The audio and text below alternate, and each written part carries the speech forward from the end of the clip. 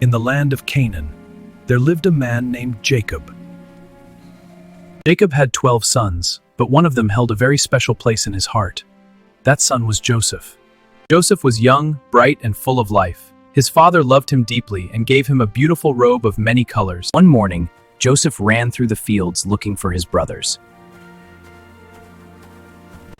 Brothers, look what Father gave me! His brothers stared at the colorful robe. Father loves him more than all of us. Their jealousy slowly grew, but Joseph had something else. One night, Joseph gathered his brothers to tell them about the dream he had.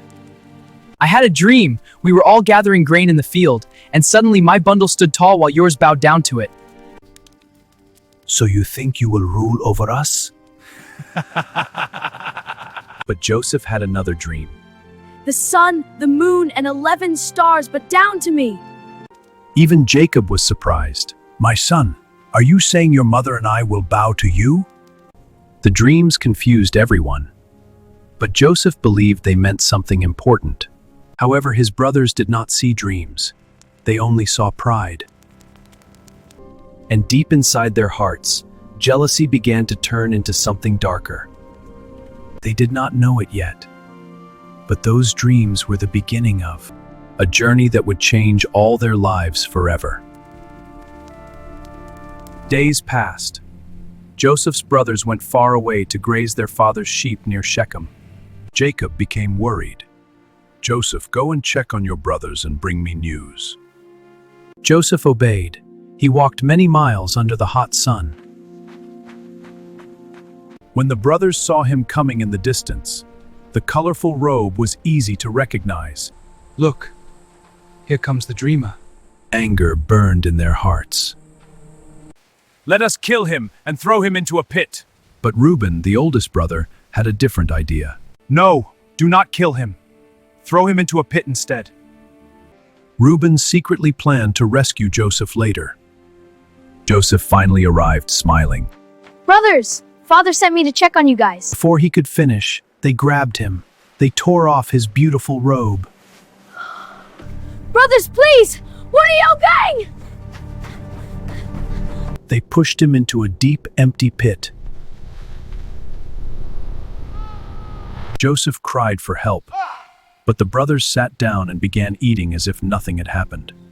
Then something unexpected appeared, a caravan of Ishmaelite traders traveling to Egypt. Judah had an idea. Why kill our brother? Let us sell him. The brothers agreed. They negotiated with the traders and reached a bargain. Joseph's brothers pulled Joseph out of the pit and sold him for 20 pieces of silver. Joseph cried out, Brothers, please, don't do this! but the traders dragged him away toward Egypt. The brothers picked up Joseph's robe and dipped it in goat's blood and took it to their father. My son Joseph, a wild animal must have killed him. But far away, Joseph was being carried toward a strange land, alone, betrayed, but heaven was still watching. Joseph arrived in the powerful land of Egypt. He was sold again, this time to an important officer named Potiphar, the captain of Pharaoh's guard. Joseph was now a slave, but Joseph did not lose faith. He worked faithfully in everything he did. Soon, Potiphar noticed something special. Everything this young man touches succeeds. Joseph became the overseer of Potiphar's entire house. Nothing happened without Joseph's supervision, but trouble was waiting. Potiphar's wife began to notice Joseph. She's secretly watching Joseph with suspicious interest. One morning, Potiphar's wife called Joseph inside a luxurious Egyptian palace room. She tried reaching towards him, but Joseph stepping back, refusing with a serious expression. Joseph, come stay with me. Joseph refused and made it clear he won't betray his master. I cannot sin against God or betray my master. One night, when no one else was around, she grabbed his cloak. Joseph ran away. Potiphar's wife screamed. He tried to attack me. Potiphar was furious and Joseph was thrown into prison. Once again, Joseph lost everything.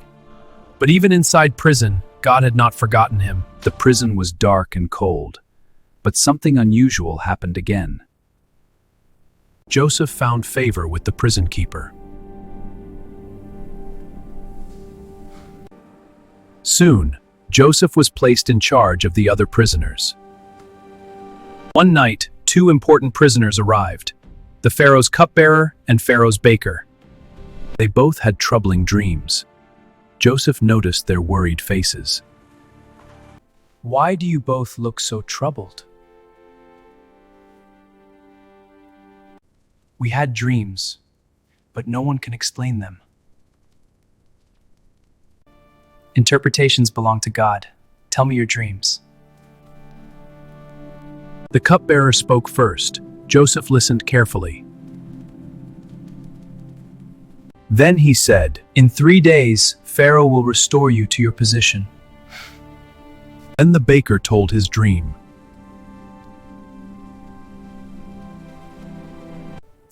In 3 days, Pharaoh will execute you. 3 days later, everything happened exactly as Joseph said. Before leaving, Joseph made a request. Please remember me when you return to Pharaoh. But when the cupbearer was restored, he forgot Joseph. And Joseph remained in prison, waiting, trusting, believing. 2 years passed. One night, Pharaoh, the ruler of Egypt, had 2 strange dreams. 7 fat cows were eaten by 7 thin cows. 7 healthy grains were swallowed by 7 dry ones. Pharaoh woke up worried. He ordered the consultation of the wise men. Pharaoh was troubled. None of his wise men could explain the dreams. Then suddenly, the cupbearer remembered. My lord, I know a man in prison who interprets dreams. Joseph was quickly brought before Pharaoh. I hear you can explain dreams, Joseph answered humbly. It is not me. God will give Pharaoh the answers. Pharaoh spoke of the cows and the grain, of fullness and sudden destruction. The dreams of Pharaoh are one. God has shown Pharaoh what he is about to do. The 7 good cows are 7 years, and the 7 good heads of grain are 7 years. They are one dream. The 7 thin and ugly cows are 7 years, and the 7 empty, scorched heads of grain shall be 7 years of famine. This is a grave warning. We must prepare. The famine will consume the land so severely that the years of abundance will be forgotten. And the dream was repeated to Pharaoh twice, because the matter is established by God, and God will shortly bring it to pass. But Joseph did not stop at interpretation. He spoke wisdom. Now therefore, let Pharaoh elect a discerning and wise man, and set him over the land of Egypt. Let Pharaoh appoint officers over the land, to collect 1/5 of the produce during the 7 plentiful years. Let them gather all the food of those good years, store up grain under Pharaoh's authority, and keep food in the cities. That food shall be as a reserve for the land against the 7 years of famine, so that the land may not perish. Since God has shown you all this, there is no one as discerning and wise as you. You shall be over my house. All my people shall be ruled according to your word. Joseph the prisoner became the governor of Egypt, second only to Pharaoh himself. The dreamer had risen, but the greatest moment of his story had not yet arrived. For 7 years, Egypt gathered grain. Joseph wisely stored food across the land.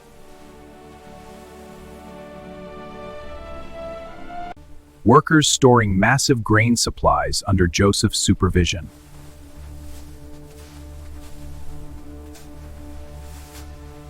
Fields full of wheat and farmers harvesting abundant crops.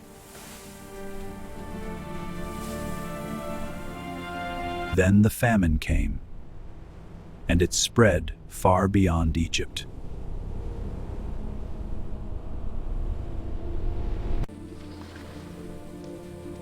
Even the land of Canaan, where Joseph's family lived, was suffering.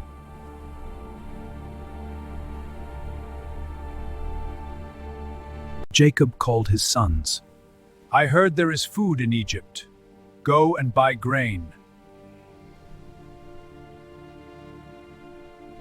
The brothers traveled to Egypt. When they entered the palace, they bowed before the governor. They did not recognize him, but Joseph recognized them immediately. The dream had come true. His brothers were bowing before him. Joseph felt many emotions: Pain, love, memories. But he chose patience and a plan. Joseph wanted to know something. Had his brothers changed? You are spies! No, my lord. We are honest men. They explained their family and their younger brother Benjamin.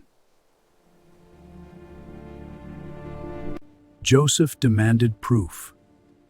Bring your youngest brother to me. To ensure they returned, Joseph kept Simeon in prison.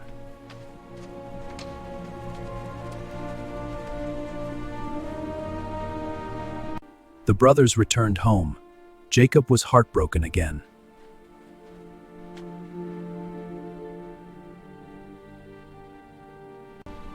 But eventually hunger forced them back to Egypt.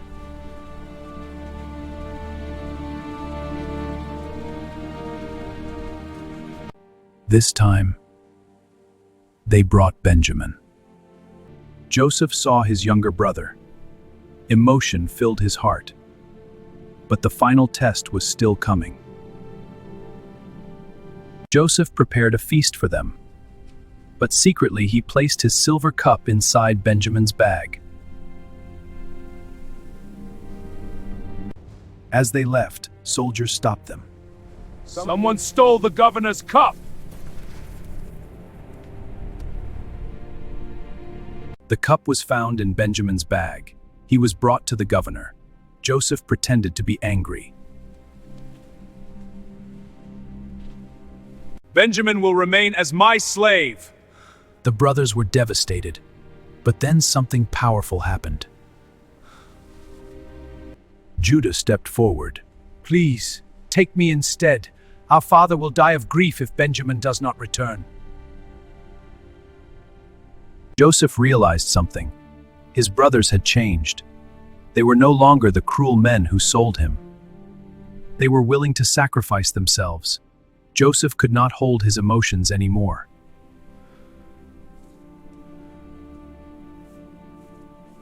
Joseph sent all the Egyptian servants away. Then he turned to his brothers and began to cry loudly.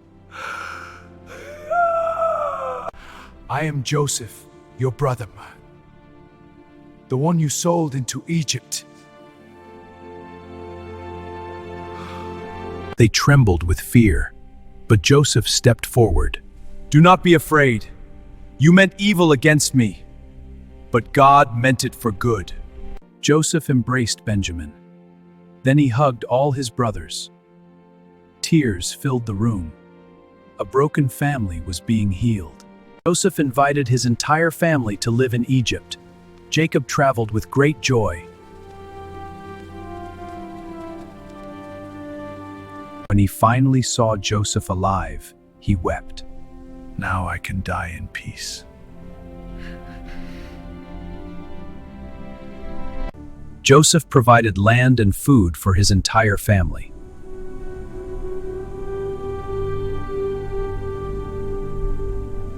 The famine continued, but they were safe. Years later, Joseph spoke one final message to his brothers. My brothers, remember this. God has a plan for us. Do not fear. I will take care of you and your children. And he kept that promise. The boy thrown into a pit became the man who saved nations. The brother betrayed became the brother who forgave. The dreamer became the ruler.